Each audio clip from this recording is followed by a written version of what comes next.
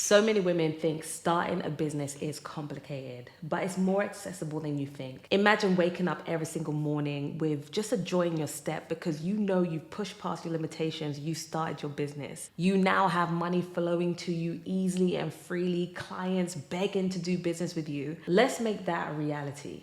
This video, I'm gonna break down the 3 things you must do in order to get things moving. The first thing you must do is pick one idea, the power of one.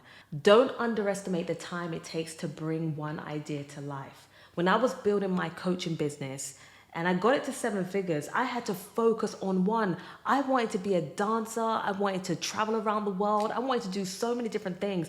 I had to be disciplined enough to do it. And it was because I read this book called Essentialism. I love the book. And it made me realize that I have to stick to one.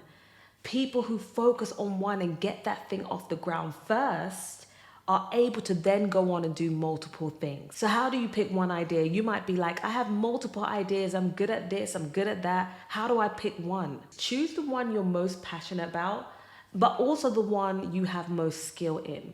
You see, I love cooking. But it doesn't mean I'm gonna be a chef. I'm not that great. I love cooking for me and my family. Now, I'm not gonna go start a cooking business because I don't think that will be the thing that takes me to the next level. So I'm passionate about helping people and I'm skilled in psychology. I'm skilled in coaching people. That's the direction I decided to take. The second thing you must do is once you pick your idea, you have your idea, you're confident that that's the thing you should be doing. Whether it's the right idea or the wrong idea, focus on that idea until you make another choice. Listen, you're allowed to make another choice. If you say you want to start this Amazon business or start this coaching business, and then 5 months down the line, you realize this ain't for you, you can change your mind and focus on another idea. But once you have that idea, the second thing you must do is master your craft. If you're going to become a life coach, you must dedicate yourself to learning about life coaching. The thing that many people do is when they want to start a business, the first thing that comes to their mind is, oh, I want to make loads of money. Now, I get that you're going to make loads of money, but if you're not really good at what you do, nobody's going to want to buy from you anyway. So if you want to be a life coach, go and study psychology. Go and figure out how to be the best life coach possible. Or maybe you've been working in a career for many, many years and you already have the skill. Learn how to develop it even further.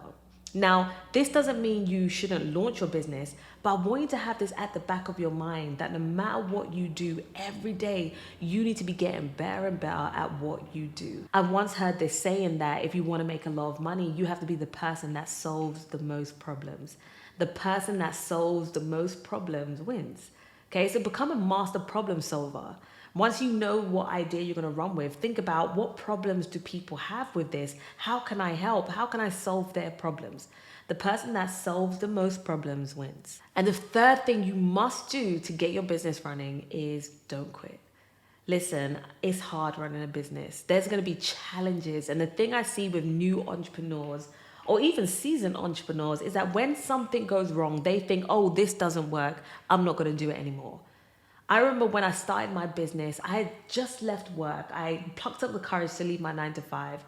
And I had my little PayPal account and I launched my program. And literally we made loads of sales. And it was about £5,000 in sales. And that was a big deal for me, just leaving my job. And PayPal shut my account down.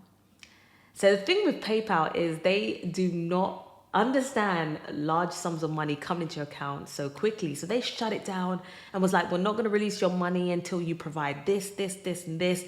And I was so scared. And it kind of knocked my courage because it was my first month leaving my job. And that was the only income that I had at that time. I was like, I need that money. But I persevered. I kept on phoning them, speaking to different agents. And finally, after a month, I was able to get my money out of PayPal. And so many things have happened in my business where I could have stopped, I could have quit, but I kept on. And I think about the thousands of people of lives that I've impacted. And I'm just like, if I would have stopped, imagine all those people that wouldn't have the businesses they have, the lives they have. Listen, I'm going to say this. You have gifts and skills inside of you that need to be birthed into the world. All right? They need to come out. They need to be shown and seen to everyone you know. And another thing I want to add, I know I said 3 things, but for those of you who watched the video a little further, I'm going to give you a little extra. Um, the fourth thing is to build a community.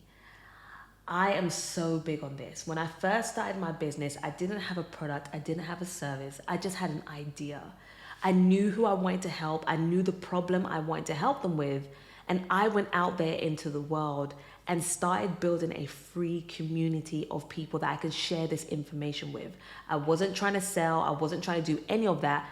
I was just trying to help. So that's what I want you to start focusing on. And that's what I'm helping women do in this next season is build up their audience, build up their community before you even have the product, before you even have the service. Start building up that community so you can help people before being paid. Because what's going to happen is soon you'll have a community of 100 people, 200 people, 500 people. So when you go to launch your product, you have an audience waiting for it to come. Does that make sense? So I want to dive into this community building aspect. And if you're interested to learn more, click the link below in the description. And I'm going to be sharing with you how you can start building your community and how I'm helping women build their community this year and next year. All right, I'll see you on the other side. God bless.